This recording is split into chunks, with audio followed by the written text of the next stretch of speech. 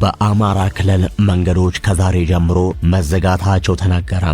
ግንቦት 24 የሚደረገው ምርጫም የመደረጉ ነገር አጠራጣሪ ሆኗል። ዝርዝር ዘገባውን ተሰማላችሁ። በአማራ ክልል መንገደኞች መታገታቸውንና የብልጽግና መንግስት ዝምታም ከፍተኛ ቅሬታ እያስነሳ ነው። በትንታኔ ይዘናል፣ ታዳምጣላችሁ።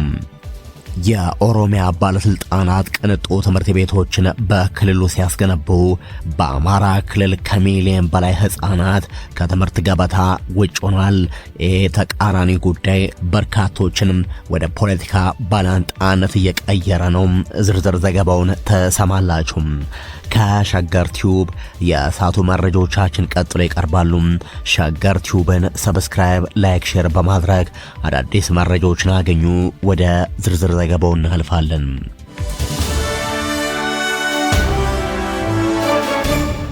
የአማራ ፋኖ ባወጣው ይፋዊ መግለጫም በመላው አማራ ክልል ለተከታታይ 5 ቀናት የሚቆይ የተሽከርካሪዎች እንቅስቃሴ እገዳ ከዛሬ ጀምሮ ተጥሏል። ከዚህ እገዳ ውጭ የተፈቀዱት ለሰብአዊ አገልግሎት የሚውሉ የአምቡላንስ ተሽከርካሪዎች ብቻ መሆናቸውም ተገልጿል። ይህ ውሳኔ በቀጥታ በክልል ውስጥ ሊደረግ ከታቀደው ምርጫ ጋር የተያዘ መሆኑ ደግሞ የጉዳዩን ፖለቲካዊ ክብደት ያሳያል። የፋኖ ኃይሎች በከባድ መሳሪያ ድብደባ፣ በሲቪል ዜጎች ሞትና በቀጣይ የጦር ስጋት ውስጥ የተሞላ ምህዳር ውስጥ ነፃና ፍትሃዊ ምርጫ የሚባል ነገር ሊታሰብ እንደማይችል በጽኑ ይሞግታሉ። ስለዚህም የትራንስፖርት እገዳውን የንጹሃንን ህይወት ለመጠበቅና ክልሉ ወደ ከፋ ወታደራዊ ፍጥጫ እንዳይገባ ለመከላከል የተወሰደ ስልታዊ የጥንቃቄ እርምጃ መሆኑን አብራርተዋል። ነገር ግን ከዚህ ውሳኔ በስተጀርባ ያለው ጉዳይ ተራ የመንገድ መዘጋት ወይንም የትራንስፖርት እገዳ ብቻ አይደለም። ይህ በመሰረቱ በክልሉ ውስጥ እውነተኛ ኃይል በማን እጅ ነው የሚለው ጥያቄም ወደ ታሪክ ፊት ያወጣም አደገኛ የፖለቲካ ፈተና ነው። ጉዳዩን በጥልቀት ስንመረምረው የህዝብ ትራንስፖርትና የተሽከርካሪ እንቅስቃሴ መገደቡ ሰላማዊ ዜጎች በድንገት በሚቀሰቀሱ የከተማ ውጊያዎችና በከባድ መሳሪያ እሳት ውስጥ እንዳይወድቁ የሚያግዝ አዎንታዊ ገጽታ አለው። ህዝቡ በቤቱ እንዲቆይ መደረጉ በጦርነት መሃል ሳይታሰብ የመገኘት አደጋን በእጅጉ ይቀንሳል። ነገር ግን በሌላ በኩል ሙሉ የ5 ቀናት እንቅስቃሴ ማገድ የህዝቡን የዕለት ተዕለት ህይወት በከባድ ሁኔታ ያሽመደምዳል። የዕለት ጉርስ ፍለጋ፣ የንግድ ውሎች፣ የተማሪዎች እንቅስቃሴ፣ መሰረታዊ ማህበራዊ እንቅስቃሴዎች በሙሉ ይስተጓጉላሉ።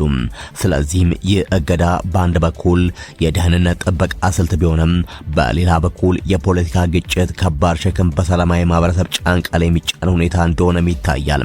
ይህ የታወጀው እገዳ በመንግስት አወቃቀር ላይ የሚያሳድረው ስነ ልቦና ጫና እጅግ ከፍተኛ ነው። ህዝቡ ለእገዳ የሚሰጠው ተግባራዊ ምላሽ በክልሉ ውስጥ ያለውን እውነተኛ የኃይል አሰላለፍ የሚያሳይ ወሳኝ መለኪያ ይሆናል።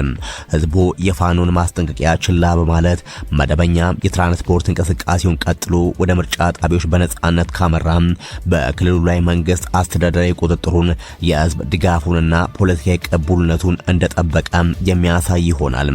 በተቃራኒው ግን መንገዶች ባዶ ከሆኑ፣ ተሽከርካሪዎች ከቆሙና የምርጫ ጣቢያዎች ሰው አልባ ከሆኑ ይህ በክልሉ ያለውን እውነተኛ የምድር ላይ ተሰሚነት በመንግስት ሳይሆን በታጣቂው የፋኖ እጅ እንዳለም የሚጠቁም ፖለቲካዊ መልእክት ይሆናል። የወቅቱን የመንግስትን አካሄድ ለመግለጽ እስክንድራይ የገመድ ቋጥሮ የሚባለው ታሪካዊ ምሳሌ ተገቢ ሊሆን ይችላል። ገዢው ፓርቲ በአንድ እጁ የዲሞክራሲ ምልክት የሆነውን የምርጫ ካርድ እያያዘም በሌላ እጁ ደግሞ የወታደራዊ ኃይልን ባሩድ አጥብቆ በመያዝ ስልጣኑን ለማስቀጠል ሲሞክር ቆይቷል። ነገር ግን ይህ ሁለት እግር ይዞ ሁለት ዛፍ የመውጣት ፖለቲካዊ ስልት ከእንግዲህ በኋላም ሊቀጥል የማይችል መሆኑን የወቅቱ ሁኔታም እያሳየ ነው። የ5 ቀናት እገዳው ይህን ድብልቅ ስትራቴጂ በታሪክ መስቀለኛ መንገድ ላይ አቁሞታል። ከዚህ በኋላ መንግስት አንዱ መምረጥ ይገደዳል ማለት ነው። ወይ የምርጫ ካርዱን ጥሎ ሙሉ በሙሉ ወደ ከረረ ወታደራዊ መንገድ መግባት፣ ወይ ባሩዱን አስቀምጦ በሰላማዊ መንገድ ከእውነተኛ የምድር ኃይል ጋር ለዘላቂ የፖለቲካ መፍትሄም በውይይት ጠረጴዛ ዙሪያ መቀመጥ። በመላው የአማራ ምድር የተሽከርካሪዎች ሞተር ድምጽ ሲጠፋ የሚፈጠረው ጸጥታ ከማንኛውም የፖለቲካ መፈክር በላይ አደባባዩን ሞልቶ ይጮዋል። ይህ የ5 ቀናት እገዳ ተራ የመንገድ መዝጋት አይደለም። በታሪክ መዝገብ ላይ የተሰመረ ቀይ መስመር ነው። በአንድ እጁ የዲሞክራሲን ቀለም የነከረ የምርጫ ካርድ፣ በሌላ እጁ ደግሞ የጦርነትን ብረት ያነገተ መንግስት ዛሬ በከባድ አጣብቂኝ ውስጥ ገብቷል። ለተራው ዜጋ ግን የጸጥታ በአንድ ጊዜ ከመከራው እፎይ ማለታቸውም ነው። ደግሞም የስቃዩ ምንጭም ነው። መጠለያም ሰንሰለትም ነው። ህዝቡ በቤቱ መቆየቱ ከሚበረው ጥይት ሊያድነው ይችላል። ነገር ግን የዕለት ተዕለት ህይወቱን የሚያንቀሳቅስበት የህልውና ገመድም ለጥቂት ቀናት ይበጠሳል።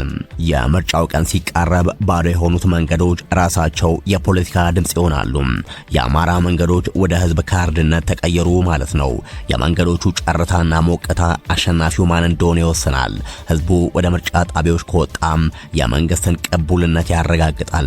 መንገዶቹ ጭር ካሉ ግን የመንግስት የስልጣን ክንድ ያለ አንድ ጥይት ድምጽ አየር ላይ መንጠልጠሉ ይታወቃል። ይህ የፋኖ ተሽከርካሪ እገዳ ላለፉት የለውጥ ወነውጥ ዓመታት እንደተቋጠረብን የቀረው የካርድና ባሩድ ሚስጥረ መንግስት የሚፈታበት ወሳኝ የታሪክ ምዕራፍ ነው። ሁኔታውን በእውነተኛ ሚዛናዊነት ለመመልከት ሁለቱም ወገኖች በየፊናቸው ለሚወስዱት እርምጃ የተጠያቂነትን ስሜት ሊላበሱ ይግድ ይላል። በአንድ በኩል መንግስት እንደ መንግስትነቱ የህዝብን ሰላምና ደህንነት የመጠበቅ ቀዳሚ ግዴታ አለበት። የጦርነት ጩኸት በሚሰማበት ቀጠና ውስጥ ምርጫ ለማካሄድ መሞከር የንጹሃንን ህይወት ለፖለቲካ ትርፍ አሳልፈው መስጠት ሊሆን ይችላል።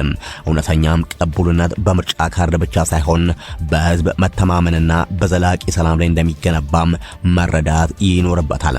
በሌላ በኩል ደግሞ የፋኖ ንቅናቄም እገዳውን ለህዝብ ደህንነት ሲል ቢያቀርበውም ህዝቡን በፍርሃት ወይንም በግፊት ከመደበኛ ህይወቱ ማገድ ራሱ ሰብአዊና ማህበራዊ መብቶችን የሚጋፋ ተግባር መሆኑም ሊጤን ግድ ይላል።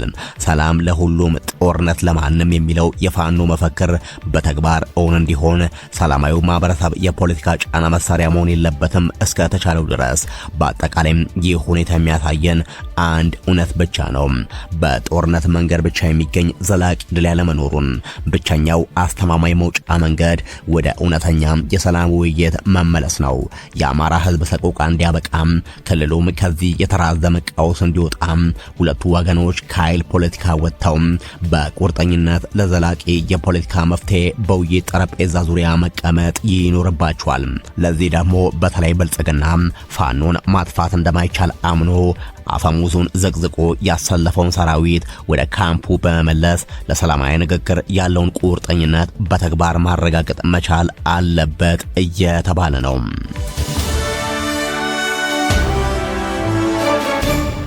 በአማራ ክልል የመንገደኞች መታገትና የብልጽግና ዝምታ በርካቶችን ቅሬታ ውስጥ ከቷል፣ ቁጣ ቀስቅሷል።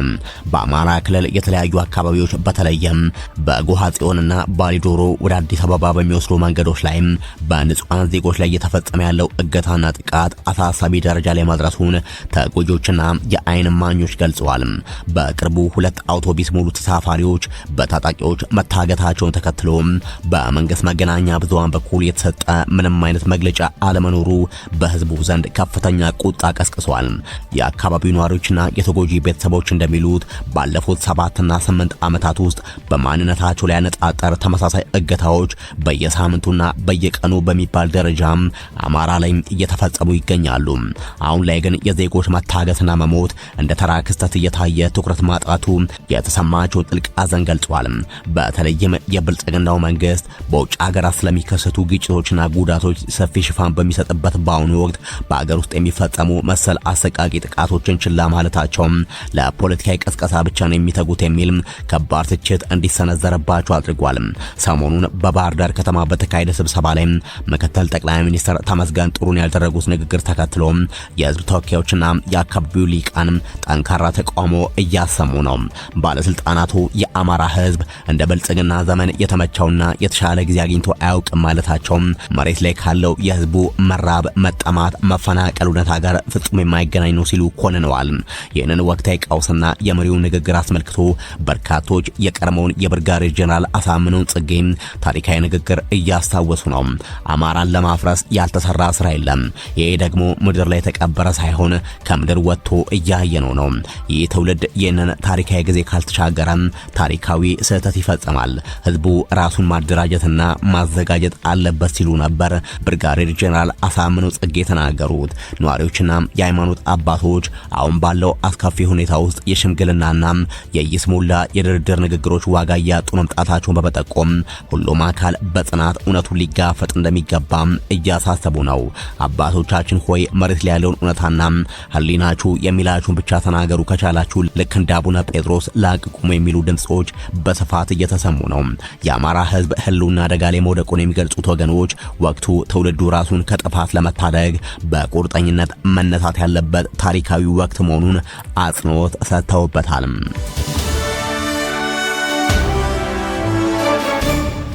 የኦሮሚያ ክልል ባለስልጣናት በክልሉ ቅንጡ ትምህርት ቤቶችን ሲያስገነቡም የአማራ ክልል ባለስልጣናት የብልጽግና ወታደሮችን ወደ ክልሉ ጋብዘው በሚሊዮን የሚቆጠሩ ተማሪዎች ከትምህርት ገበታ እንዲርቁ አድርገዋል። እንደዚሁም በርካቶችን እያስጨፈጨፉ ነው። ይህ ተቃራኒ ጉዳይ በርካቶችን የሁለቱም ባለስልጣናት ተቃርኖም እያመላከተ ነው። በአገሪቱ ከፍተኛ የኦሮሚያ መንግስት የስልጣን እርከን ላይ በሚገኙ ሹመኞች የግል ትምህርት ቤት ግንባታና በአማራ ክልል ባሉ የገጠር አካባቢዎች በሚታዩም የትምህርት መሰረተ ልማት ውድቀቶች ዙሪያ የሚነሱ ትችቶች እያነጋገሩ ነው። በተለይም የቀድሞ የአዲስ አበባ ካንቲባና ከፍተኛ የመንግስት የሥራ ኃላፊ የነበሩት አቶ ታከለ ኡማ በኦሮሚያ ክልል ምዕራብ ሸዋ ዞን ያስገነቡት የተባለ ትምህርት ቤትና በአማራ ክልል የሚገኙ ተማሪዎች የሚማሩበት የዳስ መጠለያ መነጻጸሪያ ሆኗል። አቶ ታከለ ኡማ በምዕራብ ሸዋ ዞን ያስገነቡትን ትምህርት ቤት አስመልክቶ በሰጡት መግለጫ ግንባታው የሚደነቅ ቢሆንም በህዝብ ዘንድ ግን ከፍተኛ ጥያቄና ትችት አስነስቷል። በአገሪቱ ካለው የኑሮ ውድነት አንጻር የመንግስት ባለስልጣናት ከሚያገኙት መደበኛ ደሞዝ ተርፏቸው ትምህርት ቤት የሚያስገነባ አቅም እንዴት ሊገኝ እንደቻለም የብዙዎች የፌዝና የጥርጣሬ ምንጭ ሆኗል። ዋይነስ ከተዘረፈው 98 ቢሊዮን ዶላር ላይ ነው የሚል ጥያቄም እየተነሳ ነው። ትችት አቅራቢዎች በትጋታቸውን ሳቅ በሚል የሹመኞችን የገቢ ምንጭ ጠቅሰው እየተሳለቁ ነው። በሌላ በኩል በአማራ ክልል አዲያርቃይና ጠለምት አካባቢዎች የሚገኙ የገጠር ማህበረሰብ ክፍሎች ልጆቻቸውን የሚያስተምሩት በዛፍ ስር መሆኑን የሚያሳዩ መረጃዎች ይፋ ሆነዋል። የእውነታ በአሁኑ ወቅት ክልሉን እየመሩ ባሉ አስተዳዳሪዎች በተለይም እንደ አቶ አረጋ ከበደ ባሉ መሪዎችና በገዢው የብልጽግና ፓርቲ ዘመን ለክልሉ የተሻለ የተሰራ ነው የሚለውን የፕሮፓጋንዳ ንግግር አጋልጧል። የአካባቢው ማህበረሰብ አሁንም ድረስ በከፍተኛ ሰቆቃ ውስጥ እንደሚገኝና ይህ የዛፍ ስር ትምህርት ቤትም የችግሩ አንዱ ማሳያ መሆኑ ተገልጿል።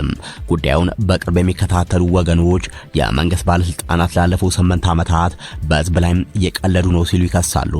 ቢያንስ መስራት ቢያቅታችሁም ለምን ካሜራ ፊት ቆማችሁ ለትውልድ የሚተርፍ የውርደት ንግግር ታስቀምጣላችሁ ሲሉ የአማራ ክልልና የፌዴራል መሪዎችን ህሊና ቢስነት ይወቅሳሉ። ታዛቢዎችና የለውጥ ፈላጊዎች ለመንግስት ባለስልጣናት ባስተላለፉት መልእክት ልክ እንደ ታከለ ኡማ ሳይበላና ሳይጠጣም ደሞዙን እንደሚቆጠብ ሰው እናንተም ደሞዛችሁን ቆጥባችሁ ለህዝባችሁና ለስማችሁ መጠሪያ የሚሆን ትምህርት ቤት አሰሩ ሲሉ የአማራ ክልል ባለስልጣናትን በአሽሙር ጠይቀዋል። ከሸገር ቲዩብ ለእሳት ያዘጋጀናቸው መረጃዎቻችን እነዚህ ነበሩ። ሸገር ቲዩብን ሰብስክራይብ፣ ላይክ፣ ሼር በማድረግ አዳዲስ መረጃዎችን አገኙ። በያላችሁበት መልካም ጊዜም